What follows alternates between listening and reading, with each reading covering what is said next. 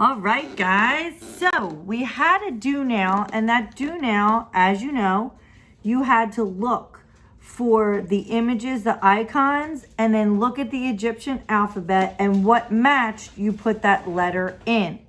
So this question was, where do mummies go for a swim? And I'm going to ask that I pause now. And I'm going to ask somebody to answer me. Where do mummies go for a swim? Who has it? And pause. That's right. They go to the Dead Sea. Ha ha! All right. Now, if I flip it over, the other answer was, who changed King Tut's diapers? Who changed his diapers? Somebody for a kickboard point for doing it and matching everything up. Who changed his diapers? Pause. And that is right. His mummy.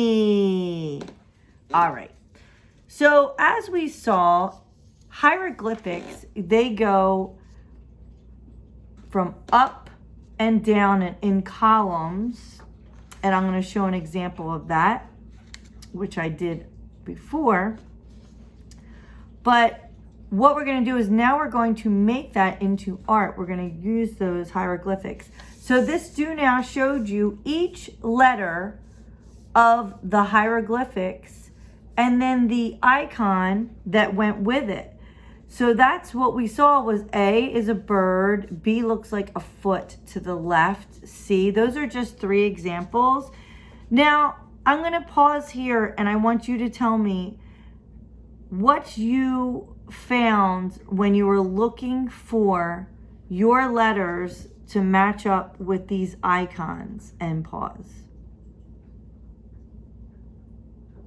And we're back. All right, so now as we're looking, you can actually use your do now. It's the same letters as this second paper. So I just want to go over some of the materials that we have. We have the second paper, and it's just a little bit more visible and larger so that you can see. And you can see it's the hieroglyphic alphabet. And then it shows you the icon next to the letter. So you have this paper. This is what you're going to use to look on your desk to make your actual artwork, okay? So I'm going to set that aside. Now what I have is I have my brown paper right here. This is what we're going to use to draw on. And then I'm going to flip this over and I'm going to show you what the drawing will look like. This is the finished product. So we have the hieroglyphics going from above and down. So the ancient Egyptians, they use these hieroglyphics, but instead of how we read from left to right, they actually read in columns, and the images went above and then down. They went down in columns. So it was from above and down. That's how they actually wrote their images. So I wanted you to see, this is my H up here. This is my initials for H, and then for Heather, and then here's T for Trouts. So we're going to use our own initials to do this. So to start off, I'm going to flip this over. And I wanted you to see that I'm using both sides of the paper too, because that'll come in handy later, all right? So I'm going to show you, I want you to use one of your light crowns. We have these crowns to the side, and they're all in a plastic bag. I want you on the count of 3 to take out either a white or a yellow. So 3, 2, and 1, take out that white or the yellow. All right, so when you have that white and that yellow, just hold it up so that Miss Trouts can see that you have that white or you have that yellow. Scanning the room, looking around, seeing if everyone has the white or yellow. Again, we are at level 0. All right. I'm going to pause here just to check. And we're back. All right. So our first move, step 1, is we are going to make a line going across the middle of your paper. So here's the top, here's the bottom. We are going to create a line just to see our middle. Now, does this have to be perfect? Absolutely not. So everyone on 3, make that line. 3, 2, 1, and go. All right. So now that we have those lines, now we know that our 1 initial is going to go on the top and our 1 initial is going to go on the bottom, just like our Egyptian columns in our writing, okay? So now I'm going to still use that white so you can see it.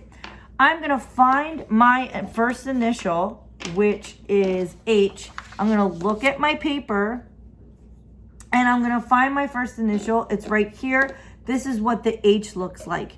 Now, Miss Trouts has made it easier for all of you.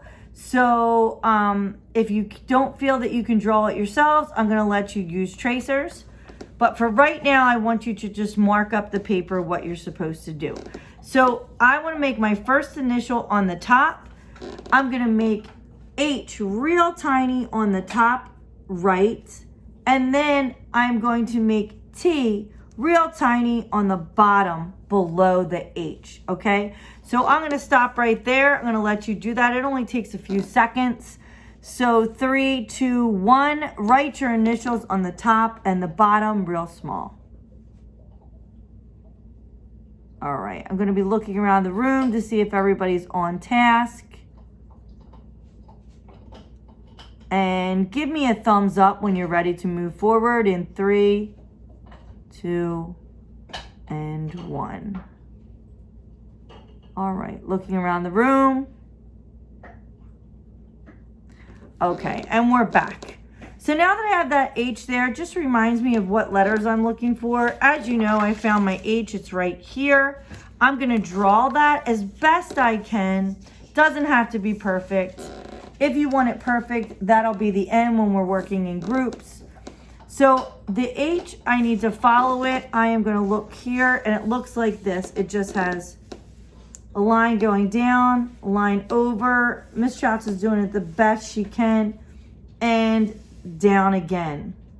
So I'm gonna make that a bubble letter. So I'm just gonna fill that in so I can design it. So I want you to watch this. I'm just making it thicker, drawing around it. That's how I'm just gonna do that.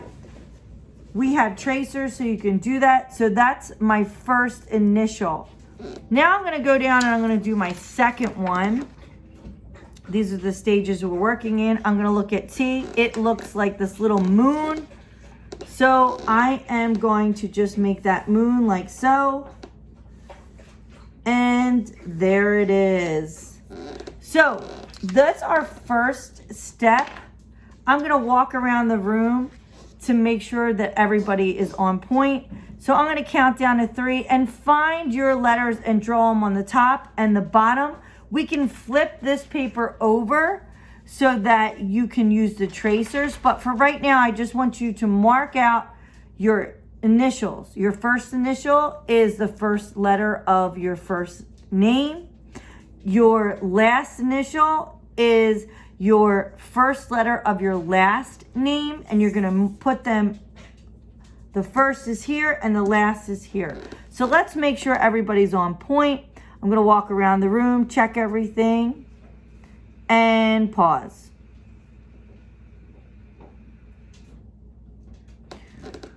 All right, we are back. So I am going to flip this paper over and show you how I drew inside my Egyptian icons. And they can be any kind of pattern, line, same thing like we were doing for the sneaker design. You can do for these, you can draw anything you want inside as long as they are your icons and your initials, okay?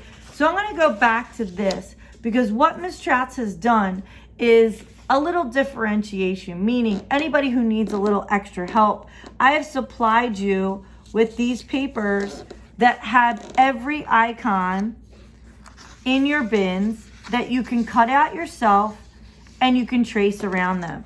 So I have a few cut out already. One would be my initials.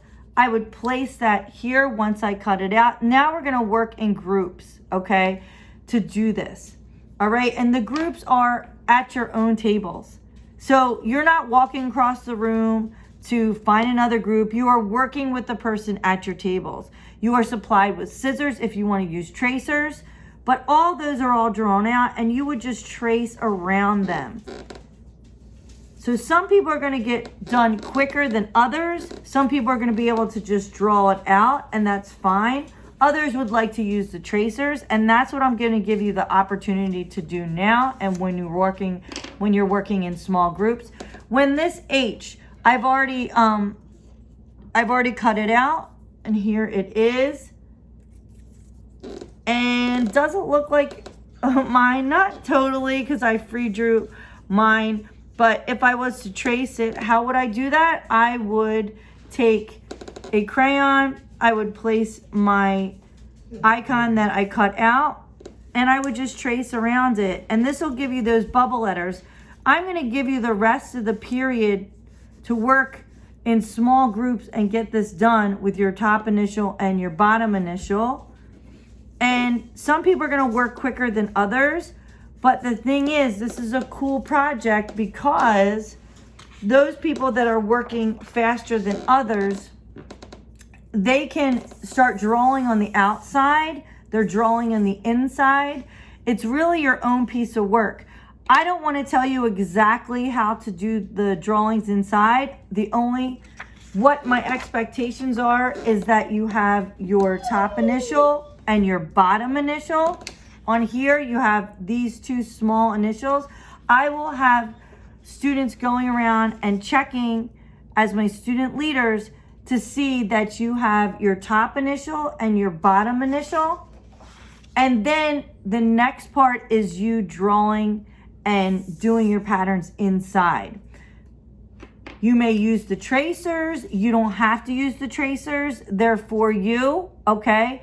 These are projects I want you to work more independent.